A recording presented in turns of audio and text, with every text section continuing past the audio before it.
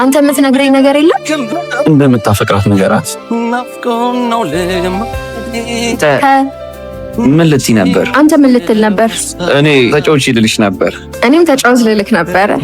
ለአጭር ጊዜ ቢሆንም ግን ስላወቅኩ በጣም ደስ ብሎኛል። እኔም በጣም ደስ ብሎኛል። ስራ ቢያገናኘንም ጓደኛዬ፣ ጥሩ ወዳጄ የሆነች ነች። አንተም ጥሩ ጓደኛ የሆነ ነበር። ሰዓት እየሄደ ነው። ፍላይቴ ማታ ስለሆነ አንዳንድ ጉዳዮችን መጨረስ አለብን። እሺ ጨራርስ በቃ። እኔ ሰው መሰናበት አልወድም። ልክ ነህ። መለየት ያስፈራል። ዝም ብለህ ሂድ። ለመጨረሻ ጊዜ የምነግሪኝ ነገር የለም? ምን ልንገርህ?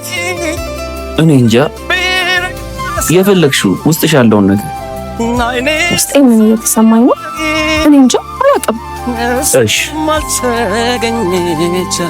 አንተ የምትነግረኝ ነገር የለም? እስቲ እንደምታፈቅራት ንገራት። እንደማፈቅረው ልንገረው? ምንም የምነግርሽ ነገር የለም።